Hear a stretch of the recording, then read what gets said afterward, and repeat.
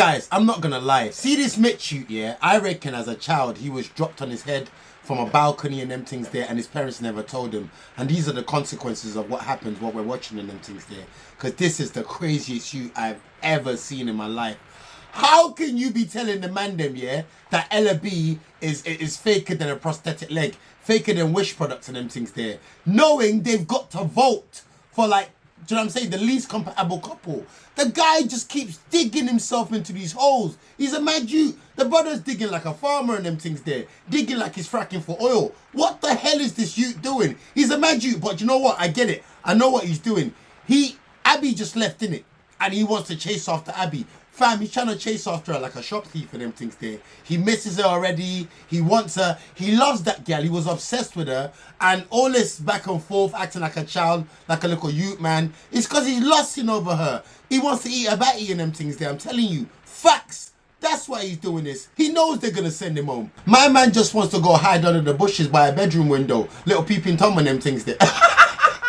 I'm telling you, he's obsessed with Abi. He's a mad you. But let's take it from the top. You know how we do. It's your boy Fred Stones. Thanks for passing by the channel. You know what we do. If you're new here, please hit that sub button. Comment, share, like. You know what we do. The episode started right after the grafties and them things there. A couple people were feeling like knobheads. Not saying any names. Yo, couple people were just, get me, reflecting on what just happened and them things there. Abi was saying to Scott, oh, like, should we go and have a chat and all that? Bro, Scott don't want nothing to do with that gal. I'm glad they did it off, which I'm going to get to. But at that point, yeah, she wanted to talk to him and he went on it. And I think she got halitosis or, I don't know, BO or something. I don't know. But he's just not on this gal at all. Ty was chatting to Sammy. I can't remember who else was there, yeah? And Ty was like, he was still basically saying, why is Loch Ness Monster? Why is my man being a chatty patty for chatting to Whitney and rare because he don't believe in them things there. Wasteman with his turtleneck and them things there. And imagine Sammy, yeah? Sammy was actually the voice of reason in this episode. This brother that looks like a flipping foot masseuse from Budapest and them things there. This brother was actually speaking some sense. I couldn't believe this was Captain Birdseye's nephew. I couldn't believe it. My man that looks like a Czechoslovakian cement mixer and them things there. Bro, Sammy was chatting some sense today. He told flipping Ty that he thought that he was a bit too harsh on Whitney. And I was like, bro, is it Sammy really saying this? I couldn't believe it. And even later on when he was chatting to flipping Ella B and stuff, Sammy was...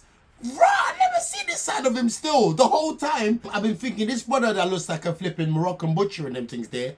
I've been thinking he was a waste man, but he's actually got a little sense in there. I'm quite surprised about Sammy in this episode. Ratings for them things there, you get me? Someone had to speak some sense into Ty. My brother with no neck here is not allowing enough oxygen to get to his cranium, so he's moving a bit mad. But do you know what, yeah? In Ty's defense, yeah, he went and spoke to the Loch Ness Monster. He said that he didn't rate the chatty patty thing, what he was doing with the talking to Whitney about how he should keep certain things, like with the guys, what they're talking about. And Loch Ness, yeah, Loch Ness is a real G. Lockham, he's a G still. He's not here to follow man like a social media account and them things there. He said he believes in what he said. He told his gal, he talks to his gal late at night and he'll tell her certain things because that's how certain men are. I respect that. He stood 10 toes on it. The brother stood on it like the Hollywood stars and them things there. He stood on it like he was squashing grapes, I swear down. And both of them, they squashed it. Ty apologized. He admitted he was wrong. Put his hands up like it was a hijack and them things there.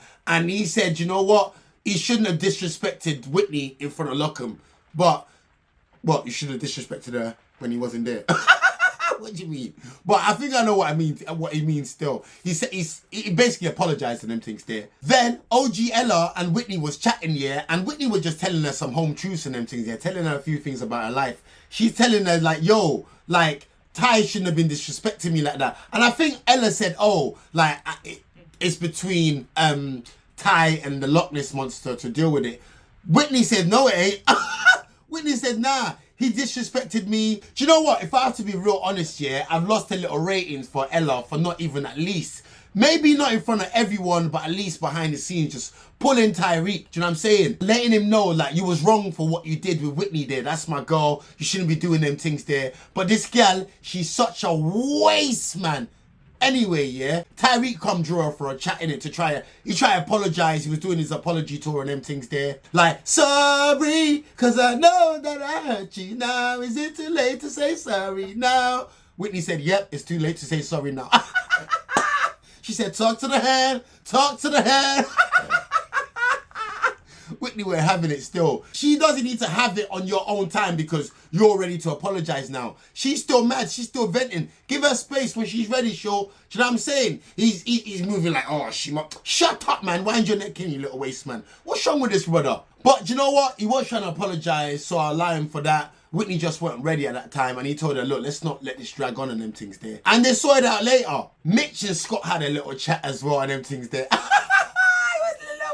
I'm not gonna lie, it was funny. It was so funny. Because Mitch said to him, yo, you called me a knobhead. And Scott said, I will not apologize for that. Yo, Scott rinsed him like mouthwash, I'm not gonna lie. Scott won that one for me yesterday. Scott said, I'm not apologizing. The brother stood on it like a welcome mat. He said he's not apologizing, he meant it.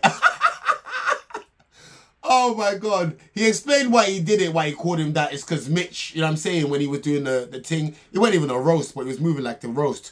He was getting all personal yesterday during the grafties and all that stuff.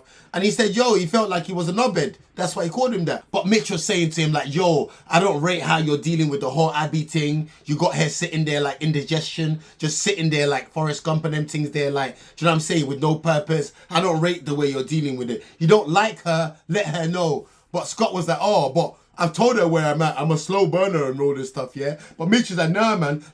He was proper. He loves Abi. I'm telling you, he wants to eat a batty. He loves Abi. He would love to fold Abi like a paper plate. The passion he's got when he's talking about that gal, yeah? And the way he just can't stop talking about her. He loves her. The mum's come in saying that she loves her. Done the little whisper in the ear thing like his Chinese whispers. Like, so, do you know what I'm saying? That's his wife. You know what I'm saying? Then Whitney, when it was on her time, when they looked for Ty, they sat down, they spoke. Ty said, you know what? I shouldn't have said what I said to you. You know I rate you. You're my brethren and them things there. Do you know what I'm saying? He said, man just felt heated like TV dinners because of certain things that was happening.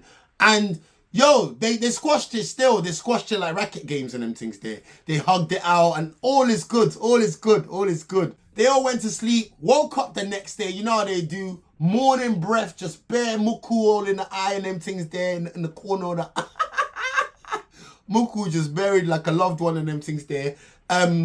Breath just halitosis in the morning. They're going to have their little morning chat, yeah?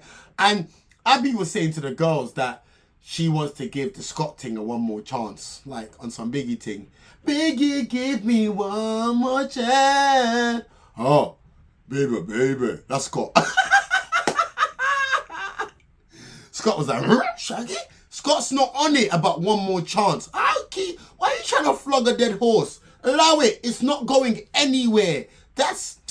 Mitchell still talking about how he doesn't rate how Scott was dealing with Abi. I think he was talking to Sammy. Sammy again. Fam, this Icelandic ice sculptor, yeah, this brother is just, yo, tonight he really like, I'm looking at him a bit different, you know what I'm saying? I'm not really looking at him like a Romanian rat catcher anymore. I'm just looking at him as just a rat catcher. No, no, but he was being a voice for reasons still, I'm not gonna lie. He was talking to set some sense to Mitch, and then I can't remember what he said, but it was sensible. Ella B was also getting off some issues to Sammy as well. Fam, I don't know if Sammy drank some dry chamomile tea or his feng shui was just right this episode. I don't know what it was, but this guy, everyone, it would just seem, I don't know why, but Ella T, Ella B, whatever, Ella G, Ella, whatever her name is, yeah. She was talking about the whole Mitch, Scott and Abi thing, saying she's tired of it. He's saying he's tired of it as well. Me as well. I'm tired. It went on for too long. It was dragging like flipping tow trucks and them things there. That's when they had their final chat. Fam, I was so happy. Scott straight friend zoned her. Because she's still, this girl, she want to know where she's at, where she's going. You know, her future plans with Scott and them things there. My man's just like, yo, step away from the human. Step away from the human. You don't want her next day when them things there. But so I'm glad he broke it to her. He friend zoned her. He said, you know what? And you know what? That was the happiest I seen him. He gave her a hug and them things there. He put her in a friend zone. You know what the friend zone's like? That's like being in Alcatraz and them things there. Ain't no escape from that. That's dead. No coming back from them things there. Do you know what I'm saying? She got left like flipping unclaimed baggage and them things there. And she couldn't believe it because she thought the night before, like, I don't know what happened between them, but she thought they were getting close and, nah, Shaggy, what are you talking? Scott ain't about that life still, and he told her. And I can't tell you how happy I am to end this storyline. I was like, the storm is over now, I can see. Real talk, like.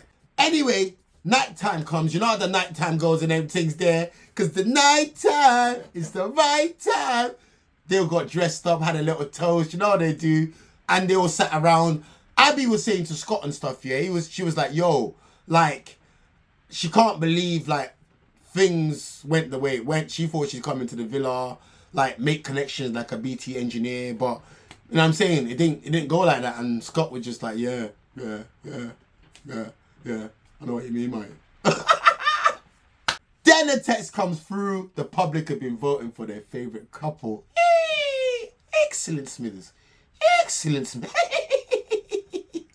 Oh, it was mad still. The public had been voting for their favourite couples, and the couples with the least votes are obviously in danger. The 3 couples with the least votes was Molly and Zach. Everyone was shocked about that. Scott and Abi, I wasn't shocked about that. Mitch and Ella B, again, I wasn't shocked about that. And I'm not going to lie, these Love Island producers, they done some scandalous stuff tonight, because fam, yesterday they had everyone all voting and stuff, yeah. People were doing bare votes and them things there. Man was out here voting in force like it's a referendum and them things there. And, bro, I thought it was us choosing, like, who goes, like, who's our favourite or least favourite couples. Fam, they made them pick. They lied to us. I could not believe it. They lied to us. How can they make them pick? And you know what? Straight away, yeah, Little Wasteman, the producers as well. I know I've given them bare credit this season. But tonight, you got to call them man, they're melons, absolute knob jockeys. They tried to put on a cliffhanger as well. Went on an advert, like we didn't know they was going to pick flipping Scott and Abi. What? And they was making it like it was some big shock. That ain't no big shock, bro, fam. I'm more shocked when I go to the corner shop and they got no hobnobs. That ain't no shock, bro. I was surprised when Mitch made it though, I'm not going to lie. That brother is a survivor.